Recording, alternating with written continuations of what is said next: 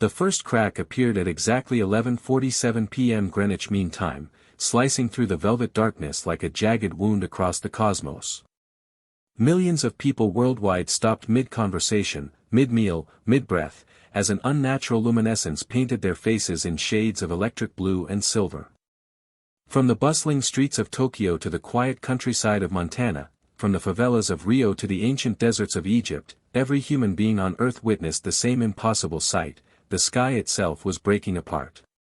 Sarah Chen was walking her dog in downtown Seattle when the phenomenon began. The familiar hum of city life, car engines, distant music, the whisper of wind through skyscrapers, suddenly fell silent, as if the world had collectively held its breath. Above her, what had been a normal October sky transformed into something that defied every law of physics she'd learned in her astronomy classes. The crack widened, revealing not darkness beyond, but a pulsing, otherworldly light that seemed to reach directly into her soul. Her phone buzzed frantically with notifications. Twitter, Instagram, TikTok, every social media platform exploded with shaky videos and panicked voices. Hashtag skybreaking began trending within minutes, followed by hashtag alien invasion and hashtag end times. But even as millions of people documented the event, sharing their terror and confusion across digital networks, no one had answers. Scientists at observatories worldwide scrambled to their instruments, finding readings that made no sense. Government officials received emergency calls that they couldn't possibly prepare for. By dawn, the crack had widened into something resembling a cosmic gateway, and through it emerged shapes that challenged human comprehension. The ships, if they could be called ships, defied every principle of aerodynamics and engineering that humanity had ever conceived. They moved with liquid grace, their surfaces appearing to shift between metallic solidity and translucent energy. Some resembled massive crystalline structures that caught and refracted light in impossible ways, while others seemed to be composed entirely of flowing, luminescent matter that pulsed with its own rhythm. The largest vessel positioned itself directly above New York City, casting a shadow that plunged Manhattan into an otherworldly twilight. Its presence generated a low-frequency vibration that resonated through every building, every street, every human body below. Windows didn't shatter, but they hummed with harmonics that made people's teeth ache and their hearts skip beats.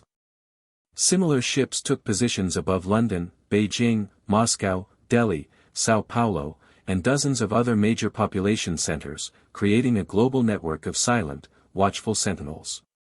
Dr. Elena Vasquez, a xenobiologist at MIT who had spent her career studying the possibility of extraterrestrial life, found herself thrust into a reality she'd only theorized about. As emergency government committees formed and military leaders shouted orders across secure channels, she stood in her laboratory, staring at data that rewrote everything humanity thought it knew about the universe. The ships weren't just defying physics, they were demonstrating physics that existed beyond human understanding. They're not using propulsion in any conventional sense, she explained to a hastily assembled team of international scientists via video conference. These vessels seem to manipulate gravitational fields, possibly even spacetime itself. The energy signatures we're detecting suggest technology that's millennia beyond our current capabilities. President Martinez addressed the nation from the White House bunker, her voice steady despite the chaos erupting worldwide. My fellow Americans, and citizens of the world, we are facing an unprecedented situation. These visitors have not yet made contact, have not demonstrated hostile intent, but we must prepare for any possibility. I am coordinating with world leaders to present a unified response to whatever these beings intend. But what did they intend? That question echoed in emergency sessions at the United Nations, in military command centers, in living rooms where families huddled together watching news broadcasts that struggled to make sense of the impossible. The aliens maintained absolute silence, their ships hovering motionless except for occasional shifts that seemed to follow patterns only they understood. Markets crashed within hours. Supply chains that had taken decades to establish crumbled as panic buying emptied stores of everything from bottled water to ammunition. Some people fled cities, creating massive traffic jams on highways leading to rural areas. Others locked themselves in basements and bunkers, convinced that humanity's final hours had arrived. Religious leaders offered prayers and prophecies, while conspiracy theorists proclaimed vindication of theories they'd harbored for years. In contrast, some individuals responded with remarkable calm. Dr. Amara Okafor, a linguist specializing in pattern recognition, immediately began analyzing the subtle movements of the alien vessels, suspecting they might be attempting communication through positioning and light patterns. Her colleague, astrophysicist Dr. James River, worked frantically to establish some form of contact, broadcasting mathematical sequences and musical compositions into space, hoping to demonstrate human intelligence and peaceful intentions. 3 days into the standoff, the aliens finally broke their silence, but not in any way humanity had anticipated. Rather than radio transmissions or visible signals, the message came as a direct neural transmission that every human being on Earth received simultaneously. It wasn't heard through ears or seen with eyes, it simply appeared in consciousness, as if the thoughts had always been there, waiting to be acknowledged. The message was complex, layered with meaning that transcended language barriers. Every person interpreted it slightly differently, but the core meaning remained consistent: your world approaches a threshold.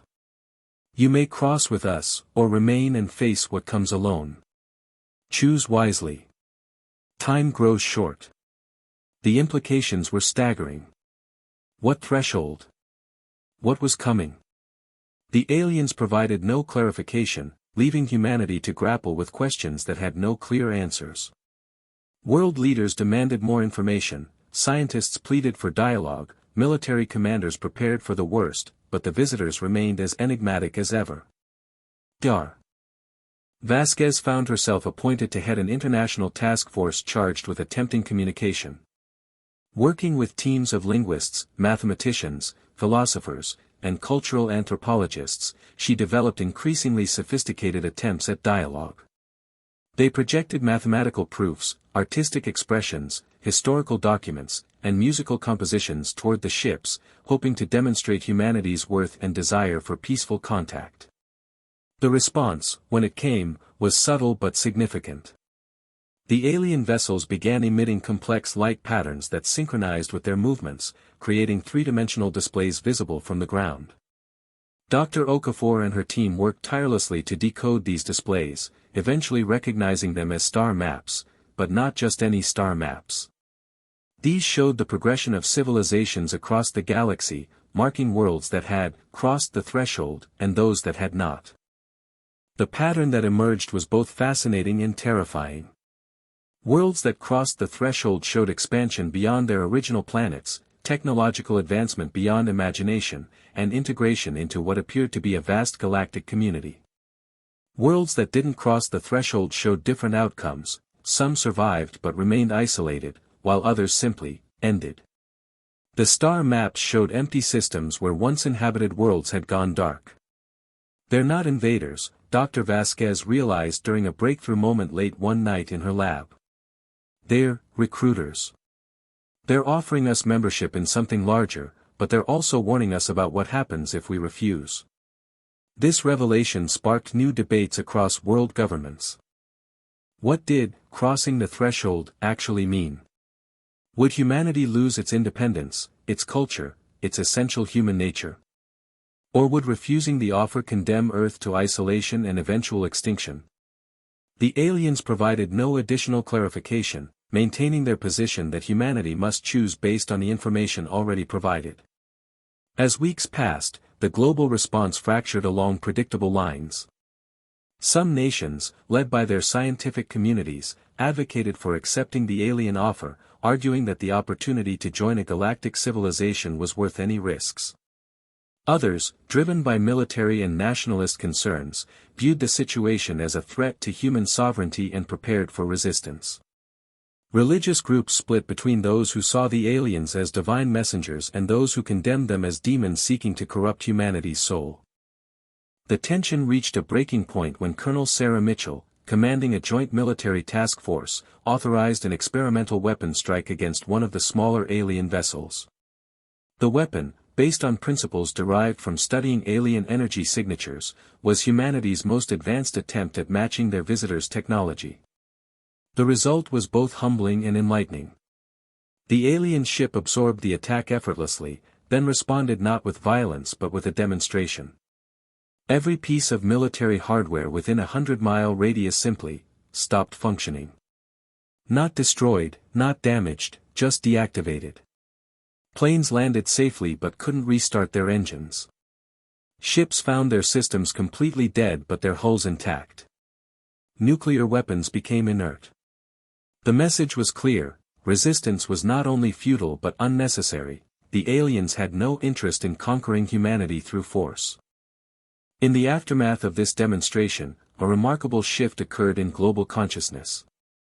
The realization that the aliens could have destroyed human civilization at any moment, yet chose not to, forced a re-evaluation of their intentions.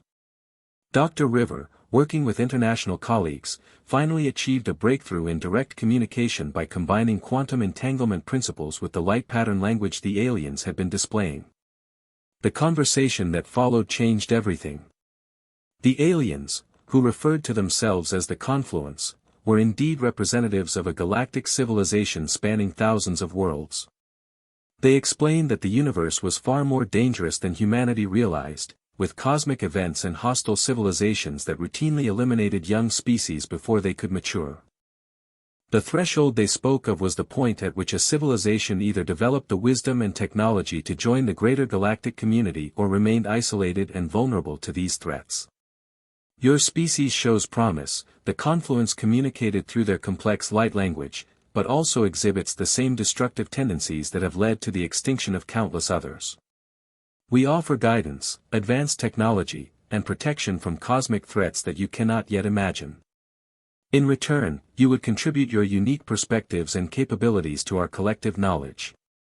The offer came with conditions that sparked intense global debate. Humanity would need to abandon warfare, unite as a species, and accept limitations on certain technologies that could pose threats to other civilizations. Environmental restoration would be mandatory, as would participation in galactic responsibilities like monitoring for hostile civilizations and assisting other developing species.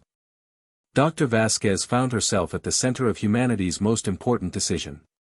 As the scientific liaison with the Confluence, she experienced first-hand glimpses of what galactic civilization could offer: technologies that could eliminate scarcity, cure diseases, extend human lifespans, and allow expansion to other worlds. But she also understood what humanity might lose: the independence to make its own mistakes, the freedom to develop along its own path, the essential human experience of struggling and overcoming challenges alone. The global referendum that followed was unlike anything in human history. Every adult on Earth was given the opportunity to vote on humanity's future, accept the Confluence's offer and join galactic civilization, or decline and face whatever challenges the universe might bring alone. The campaign period saw passionate arguments on both sides, with advocates for acceptance emphasizing the benefits of advanced technology and protection, while opponents stressed the importance of human independence and self-determination. As the voting deadline approached, something unexpected happened. The Confluence vessels began displaying new images, not star maps or abstract patterns, but glimpses of daily life on Confluence worlds. Humans saw civilizations that had maintained their cultural identities while embracing galactic citizenship, species that had solved problems of poverty, disease, and environmental destruction while retaining their essential nature. They also saw worlds that had chosen isolation and either thrived in magnificent solitude or fallen to cosmic catastrophes they couldn't prevent alone. When the votes were tallied, humanity had chosen to cross the threshold by the narrowest of margins, 52% in favor of accepting the Confluence's offer. The decision wasn't unanimous, reflecting the deep divisions that had emerged during the debate, but it represented the collective will of the species. The transformation that followed was gradual but profound.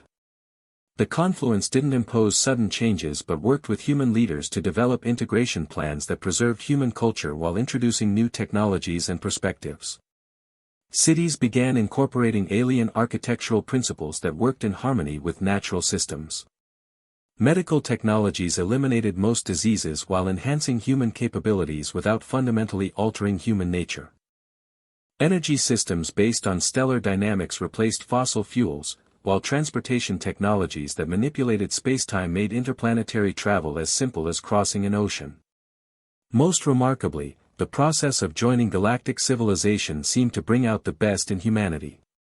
The existential threat that had initially caused panic ultimately united the species in ways that no previous challenge had achieved. International conflicts that had persisted for centuries were resolved as humanity recognized the need to present a unified face to the galaxy. Environmental restoration projects that had been deemed impossible became collaborative efforts spanning continents. 5 years after first contact, Dr. Elena Vasquez stood in the observation deck of humanity's first interstellar research vessel, looking out at star systems that harbored civilizations she was about to meet for the first time. Beside her, representatives from 12 different species worked together on projects that would have been pure science fiction a decade earlier. She thought about the choice humanity had made and the path it had taken since that night when the sky first cracked open. The future remained uncertain, filled with challenges and opportunities that no human had ever imagined. But for the first time in human history, the species wasn't facing those challenges alone. Whether the choice had been wise would be determined by generations yet to come, but humanity had chosen to reach for the stars rather than huddle in isolation. And in making that choice, perhaps they had discovered something essential about what it meant to be human in a universe far stranger and more wonderful than they had ever dared to dream. The crack in the sky had healed, but it had left behind something far more valuable than the darkness it had replaced, a doorway to infinity, and the courage to walk through it together.